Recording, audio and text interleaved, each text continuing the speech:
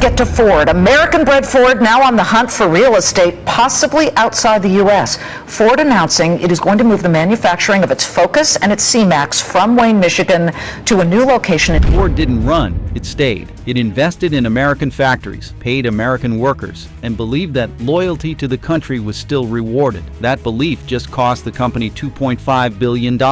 This isn't about one CEO's mistake. Ford played the old game, the one based on patriotism and jobs. But the new game, it's rigged, and Ford just became the first to bleed. But it won't be the last. If this is the cost of staying American, the future of U.S. manufacturing isn't a question, it's a countdown. So what's the next company in line? And how did we get here? How do you lose $2.5 billion from policies designed to help you? How does assembling more vehicles in America than your competitors make you more vulnerable, not less? The answers reveal a conspiracy so deep, so calculated that you can't skip behind closed doors at Dearborn. As Ford's leadership processed the tariff impact, millions of Americans with Ford stock in their portfolios were about to discover how global trade policies could reach into their personal financial security. Sherry House, Ford's chief financial officer, faced an unprecedented challenge. Despite posting better than expected first quarter results, 14 cents adjusted earnings per share versus 2 cents predicted, the tariff storm clouds were gathering. The $37.42 billion in automotive revenue suddenly felt fragile. The devastating decision came down to suspending financial guidance for the entire year. No major automaker had taken such a drastic step in recent memory. It was an admission that the business environment had become too unpredictable to forecast. At Ford's Rouge complex, workers gathered in break rooms, discussing rumors and uncertainty. These weren't just jobs, they were generational careers, families who had worked for Ford for decades. Communities built around the promise of steady manufacturing employment. The automotive industry operates on razor-thin margins, typically 6 to 8%. A 25% increase in component costs threatened to obliterate profitability entirely. Every decision carried massive consequences, not just for Ford, but for the broader principle of free trade. The numbers they were about to reveal would expose a truth that no one expected. The ripple effect begins. This wasn't just about cars anymore. It was about survival. From bustling factories in Hermosillo, Mexico, where Ford assembles its Bronco Sport, to Supplier networks in Windsor, Canada, millions of livelihoods hung in the balance as America's new trade posture began to sink in. Maria Gonzalez had worked at Ford's Hermosillo plant for 15 years. The 25% tariff didn't just threaten her job, it questioned the entire economic relationship between Mexico and the United States, constructed over 3 decades. The complexity became apparent when Ford's analysts began mapping the impact. A typical Ford vehicle assembled in Michigan contained components from over 200 suppliers across multiple countries. 40% came from outside the United States, primarily from partner plants in Mexico and Canada. American consumers began understanding that trade wars weren't abstract policy debates. They were about the price of their next vehicle. Ford's most affordable models, including the Maverick pickup imported from Mexico, would face immediate price increases. Regional economic development officials who had spent years attracting automotive investment suddenly found themselves calculating potential losses. When a major automotive plant reduces production, it doesn't just affect workers inside, it impacts restaurants, housing, schools, and services that had grown around that facility. What was happening on the factory floor would change everything. The price of protection. When does innovation become destruction? As Ford finalized their tariff response, a deeper question emerged about the true cost of economic nationalism. The policy designed to protect American manufacturing was forcing one of America's most iconic manufacturers to make choices that could alter its competitive position for decades. At Ford dealerships, sales managers prepared for difficult customer conversations. The Mustang Mach-E would see price increases of $1,500 to $2,000. The Bronco Sport would cost an additional $600 to $1,500. The Maverick would carry a $700 surcharge. These weren't just spreadsheet numbers. They represented real families making transportation decisions. The Maverick, designed as an affordable entry point for first-time truck buyers, was pricing itself out of reach for the very customers Ford hoped to attract.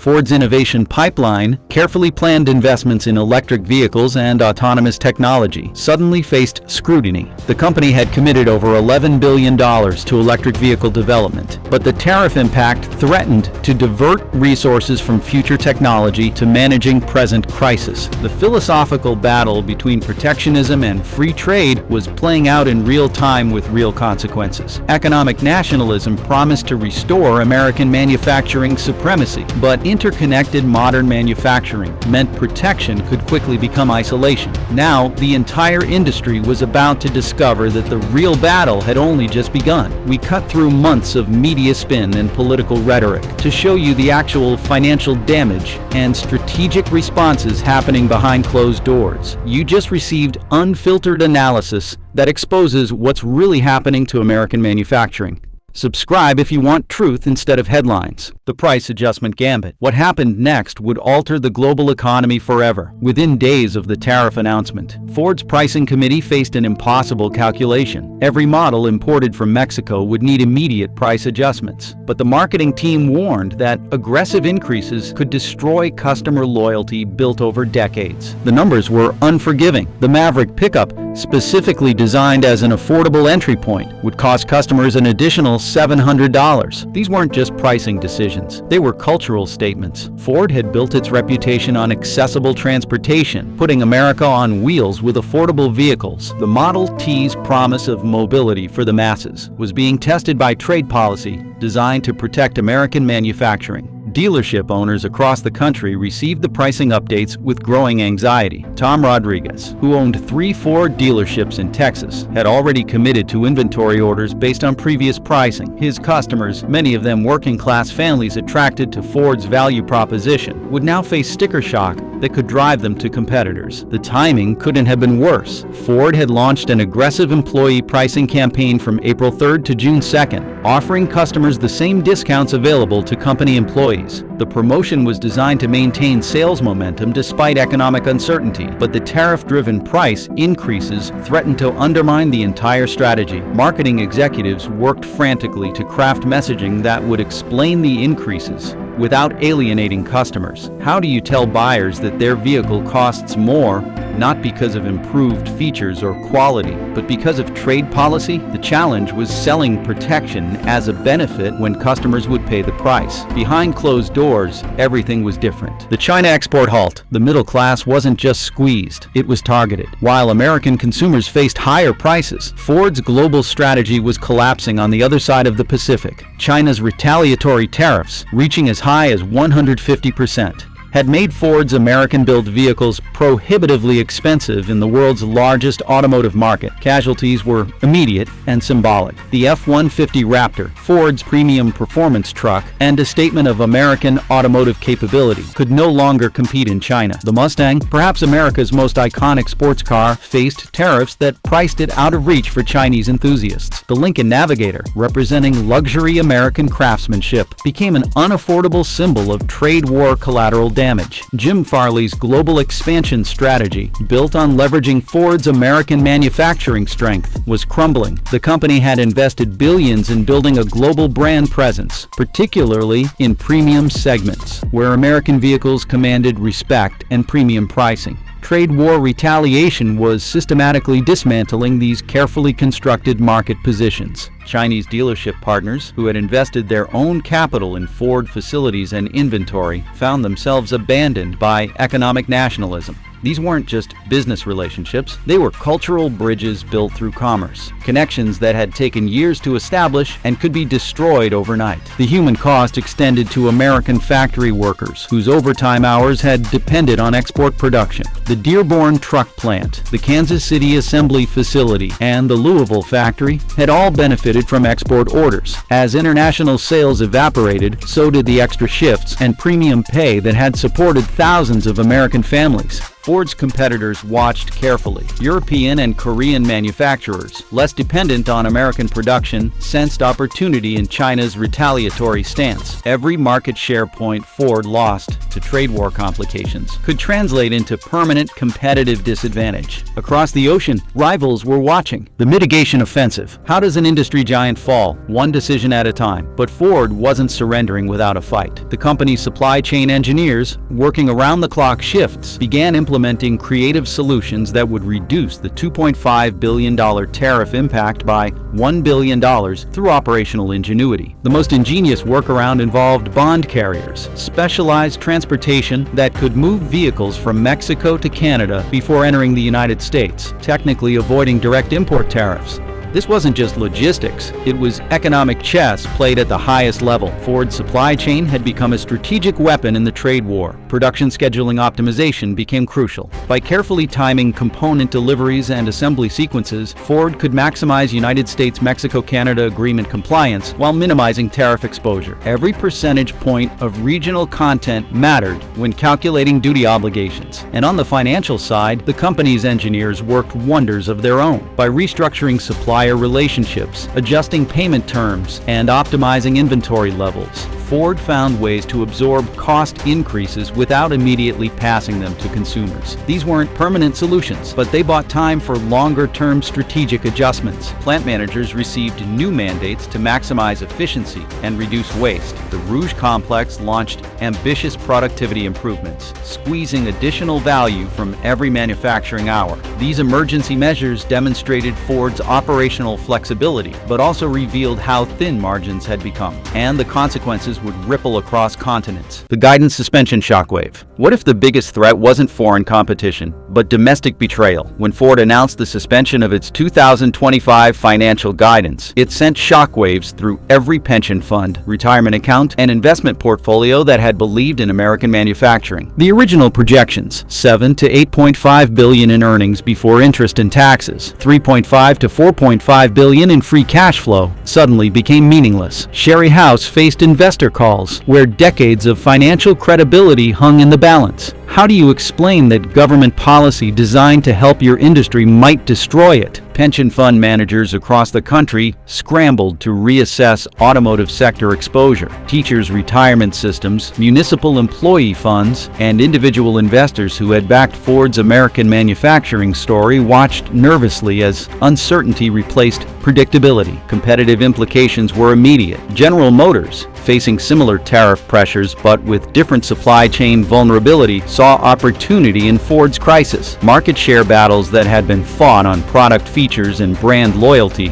now included trade policy positioning as a competitive advantage. Wall Street analysts, whose careers depended on forecasting corporate performance, found themselves unable to model the automotive sector's future. The variables had become too numerous, the policy environment too volatile. Investment recommendations shifted from specific stock picks to broad sector warnings. Ford's century-plus reputation for steady, predictable performance, the foundation of its appeal to conservative investors, was being tested by the most unpredictable trade environment in generations. Deep within the supply chain, the transformation was already beginning. The General Motors reality check. In just 24 hours, everything changed. While Ford grappled with its $2.5 billion crisis, General Motors faced an even more devastating reality. Mary Barra's leadership team calculated their tariff exposure at $4 to $5 billion, nearly double Ford's burden, and a sum that threatened to redefine Detroit's competitive landscape forever. The mathematics were brutal for General Motors. Where Ford assembled 79% of its United States sales domestically, General Motors managed only 53%. Decades of global optimization had left the company more vulnerable to trade war retaliation than its crosstown rival. Every Equinox from Canada, every Silverado component from Mexico, every imported vehicle now carried the weight of economic nationalism.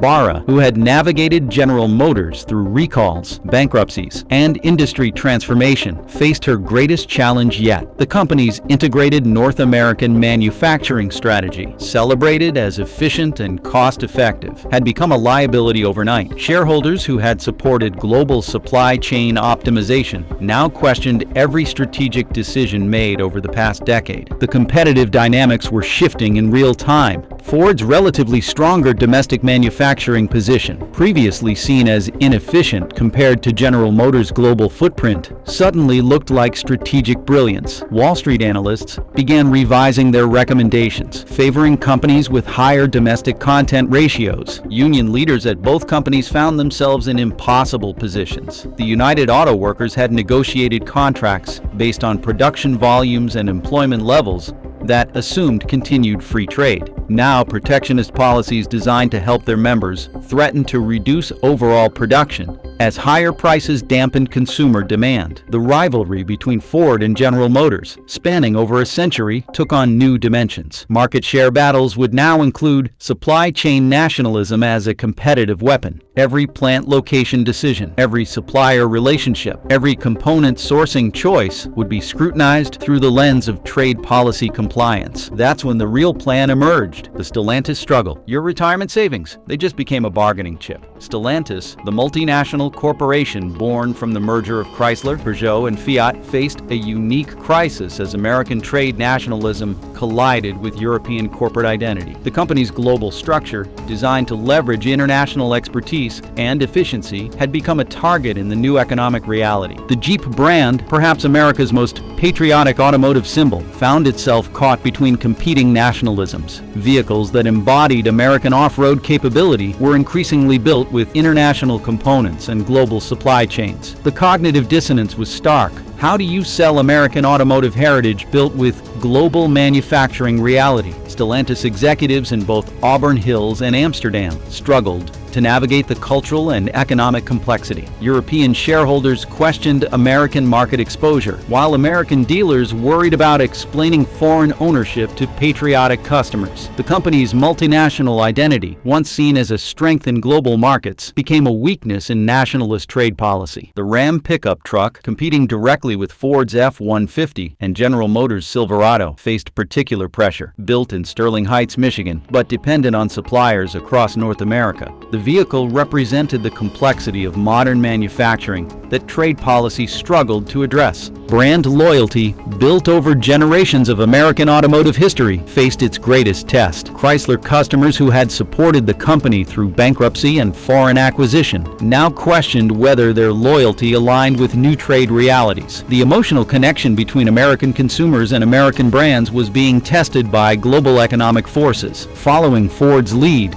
Stellantis suspended its financial guidance, acknowledging that trade policy uncertainty made financial forecasting impossible. The decision reflected a broader crisis of confidence in the predictability of American economic policy. And again, the numbers revealed something no one expected: the supplier ecosystem collapse. This wasn't just about cars anymore, it was about survival. The tariff impact cascaded through thousands of supplier companies, from massive corporations like Magna International to small family businesses that had built their entire existence around serving the automotive industry. The $108 billion industry-wide cost increase wasn't just hitting major manufacturers, it was destroying the ecosystem that supported American automotive production. In small towns across the Midwest, third-generation supplier companies faced existential questions. Johnson Controls, Lear Corporation, and BorgWarner, names unknown to most consumers but critical to every vehicle, suddenly found their business models obsolete. These companies had spent decades optimizing their operations around North American free trade, building facilities and relationships that couldn't be quickly relocated or restructured. The ripple effects reached far beyond automotive suppliers. Steel companies, plastic manufacturers, electronics producers, and logistics providers all felt the tariff impact. A typical automotive supply chain involved dozens of Tier 1 suppliers, hundreds of Tier 2 companies, and thousands of smaller businesses. The interconnectedness that had driven efficiency and innovation was now transmitting economic shock throughout the entire system. Regional economic development officials who had attracted automotive investment to their communities watched helplessly as the foundation of their economic strategy crumbled. Cities like Akron, Ohio, and Anderson, Indiana, built around automotive supplier networks, faced the possibility of industrial decline not seen since the 1980s. The human stories were devastating. Maria Santos, whose family company had supplied Ford with seat components for 30 years, faced bankruptcy as tariff costs made her products uncompetitive. Her 40 employees, many of whom had worked for the company for decades, received layoff notices that ended generational employment patterns. Meanwhile, people were asking on thing, when does innovation become destruction? The consumer demand collapse. As Ford's price increases rippled through dealership showrooms across America, the promise of protecting American manufacturing collided with the reality of American purchasing power. The average $5,700 price increase projected across the industry wasn't just a number. It represented dreams deferred, families choosing used vehicles over new ones, and an entire generation being priced out of new car ownership. The Maverick pickup truck, designed specifically as an affordable entry point for young buyers, now competed with used vehicles rather than new competitors. First-time truck buyers, the demographic Ford had targeted with innovative pricing and marketing, found themselves excluded from the new vehicle market entirely. Regional variations in the impact revealed the policy's unintended consequences. Rural Americans, traditional supporters of protectionist trade policies, discovered that their vehicle choices, pickup trucks and SUVs heavily dependent on Mexican production, faced the steepest price increases. The very constituencies that had supported trade war policies were bearing the highest costs. Used car dealers experienced unprecedented demand as consumers postponed new vehicle purchases. The used car market, already inflated by years of supply chain disruptions, saw additional price pressure as buyers sought alternatives to expensive new vehicles. Goldman Sachs analysts projected that new car sales would drop from 16 million units annually to approximately 15 million, a 1 million unit decline that would ripple through every aspect of the automotive economy. Dealership employment, automotive financing, insurance, and aftermarket services all faced contraction as the market adjusted to higher prices. The electric vehicle transition, already challenged by range anxiety and charging infrastructure limitations, faced additional obstacles as tariff-inflated prices made clean technology even less accessible to mainstream consumers. Now the entire industry hung in the balance. The North American fracture. What happened next would alter the global economy forever. Across the Canadian border, where automotive production had flourished for decades under free trade agreements, plant managers received devastating news.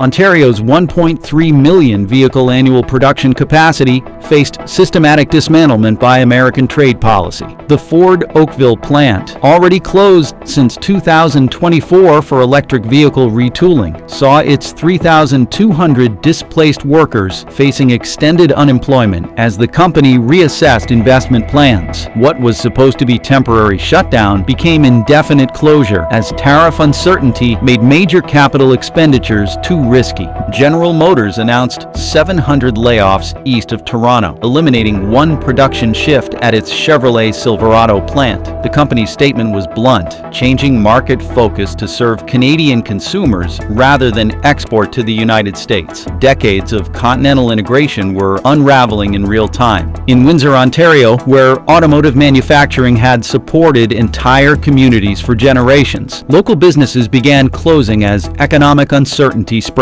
The Tim Hortons near the Stellantis plant, housing developments built for automotive workers, schools funded by manufacturing taxes, all faced an uncertain future. Mexican manufacturing communities faced similar devastation. The Maquiladora system, which had brought prosperity to border cities, suddenly looked vulnerable to American political whims. Automotive workers who had believed in North American integration now questioned whether their livelihoods depended on foreign political stability. Behind closed doors, everything was different. The innovation exodus. The middle class wasn't just squeezed, it was targeted. Ford's $11 billion commitment to electric vehicle development faced systematic dismantlement as trade war costs forced the company to choose between current survival and future innovation. Research and development teams, racing to compete with Tesla and Chinese manufacturers, now faced budget cuts that would echo for decades. The Blue Oval City project in Kentucky, Ford's flagship electric vehicle manufacturing facility, saw its timeline extended indefinitely. The massive investment designed to establish American leadership in clean automotive technology became a casualty of trade policy designed to strengthen American manufacturing. University partnerships, crucial for developing next-generation automotive technology, faced funding cuts as companies diverted resources from research to tariff management. The University of Michigan's automotive engineering programs, Stanford's autonomous vehicle research, and MIT's battery technology initiatives all felt the impact. Silicon Valley's automotive technology sector faced additional challenges as American manufacturers reduced technology spending. Startup companies developing autonomous driving systems, electric vehicle components, and automotive software found their primary customers less able to invest in cutting-edge solutions. The talent exodus began quietly. Engineers who had joined Ford to work on electric vehicle platforms started receiving offers from European and Asian competitors with more stable funding environments. The brain drain was now threatening American automotive technological leadership. Across the ocean, rivals were watching. The global realignment. How does an industry giant fall one decision at a time? European automotive executives, meeting in boardrooms from Stuttgart to Paris, began reassessing their American market strategies as trade war uncertainty made long-term planning impossible. The predictable regulatory environment that had encouraged international investment was being replaced by political volatility. Volkswagen's Tennessee plant, BMW's South Carolina facility, and Mercedes-Benz's Alabama operation faced uncertain futures as their parent companies questioned continued American investment. The foreign direct investment that had revitalized American automotive manufacturing was flowing toward more stable markets. Asian manufacturers, led by Toyota and Honda, began shifting production planning away from North American integration toward regional self-sufficiency. The efficiency gains from continental supply chains were being sacrificed for political predictability. Manufacturing decisions based on economic optimization